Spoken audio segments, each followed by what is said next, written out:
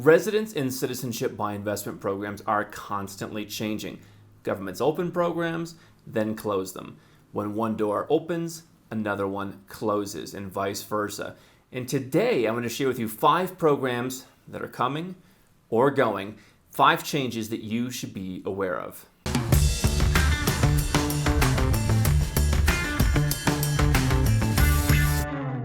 Hi, I'm Andrew Henderson. I'm the author of this book, Nomad Capitalist. And here at Nomad Capitalist, our team of over 40 people around the world, our network of global experts, and yours truly, help 7- and 8-figure entrepreneurs and investors legally go where you're treated best. More at nomadcapitalist.com. So one thing that I have been telling you for many years that we have been making videos, podcasts, writing at nomadcapitalist.com is if you find a citizenship by investment program that you like, that you are interested in, do it. You know, we talked about the concept of tunnels when it comes to things like offshore bank accounts. Opening up an account, having it sitting there, even though you may not need it right now. And I think the same thing applies to a lot of residence and citizenship options because governments start programs, and if they don't see results, sometimes they shut them down. You've got citizenship by investment programs like those in the Caribbean that are relatively standard, that are relatively prevalent. The price may go up, the price may go down, options may start, they may come, they may go. But those are by and large there. But what if you're looking at other citizenship by investment programs? Not everyone wants to be a citizen on an island. There are numerous other options. Let's talk about 5 that are changing as we speak. The first one is in Montenegro. Bad news, as it appears that the government will shut down this new citizenship by investment program by the end of the year. And so I spend part of every summer in Montenegro. I've done so for almost all the last 7 years. And I've been hearing rumors about this citizenship by investment program for a long time. And so a couple of years ago, they finally created a program, and they have approved a couple dozen people by now. The program was basically a €100,000 donation, which is similar to a Caribbean island. But you had to buy some real estate, approved real estate, something that in the citizenship by investment context, you almost always want to stay away from.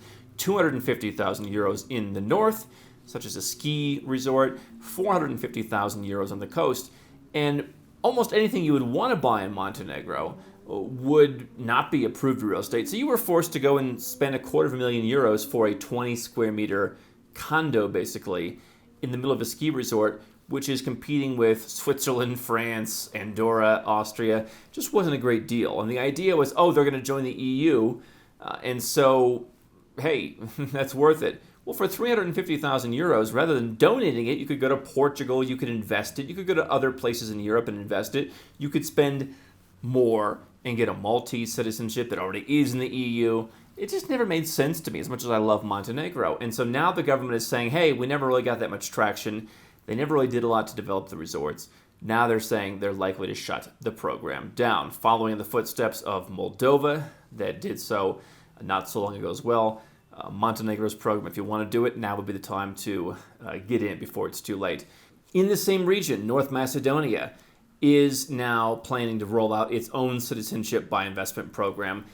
I am waiting to see more details of how this is going to be executed because I have been talking to folks in North Macedonia for many years about a program they've had which was very poorly promoted, rather informal, not at all streamlined, whereby if you were to hire 10 people and invest €400,000 into the country, you could be granted citizenship. Kind of a hybrid of an exceptional program and an investment program.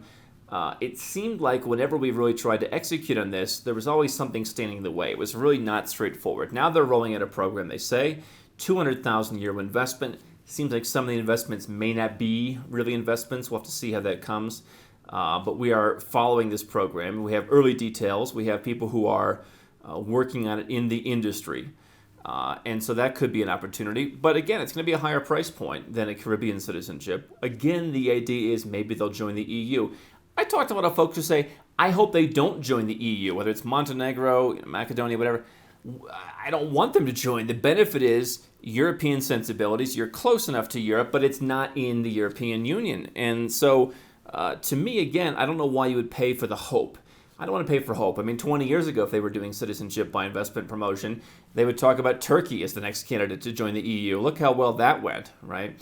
And obviously the EU is less desirable today. So That's a new program coming on board. Now let's talk about a program that we have not been as favorable to over the years, and that is Vanuatu's Citizenship by Investment program. It has at times been a little bit faster than some of the Caribbean programs, although the Caribbean countries digitizing has meant that we've been getting pretty quick approvals. And so Vanuatu has lost some of that advantage. What Vanuatu is now doing is rolling out a real estate program. It's going to be interesting to see what that's going to look like.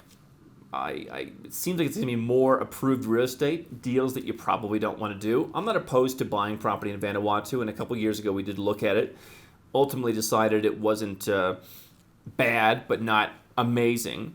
And I think Vanuatu is fine. Would I go out and in addition to what I think is already a sort of convoluted, slightly more expensive donation option, go out and buy property in Vanuatu that's approved, and we're paying. Their program is kind of set up to, create a bunch of processing fees for local agents on the ground who are citizens. I just don't like the program, and I'm not convinced that the real estate option is going to be better. I reserve the right to change my mind on that as they roll out more details. But if you really want to live in Vanuatu, if you want to buy some kind of approved real estate, again, not something that I generally recommend for citizenship, but Vanuatu it's not coming, it's not going, but they're adding too. They're adding not just a donation, but now a real estate option. Programs also that could be coming. Kenya. Now it's being reported there is very little opposition in the country of Kenya, the African nation of Kenya, to rolling out a citizenship by investment program. Kenya is certainly not the worst passport in Africa. It is part of a region of Africa that I think is interesting, East Africa. Obviously, Kenya has had historically a lot of tourism, was one of the early countries people would go to on safari. I think people feel more comfortable perhaps with that part of Africa, but not a great passport on the world stage. Now, as someone who has an African passport, I can tell you that it does fill in some gaps occasionally. It can be used. But I suspect that what's going to come out of Kenya is going to be another relatively uncompetitive program. What was interesting about the Comoros program that existed in Africa up until a couple of years ago, it was $45,000. And when you compare that to $100,000 plus a more robust structure of fees in the Caribbean programs, it was an interesting gap filler. It was an interesting project to get a Comoros passport. I think the days of any kind of $45,000 citizenship by investment are gone. Kenya certainly has more clout than a country like the Comoros.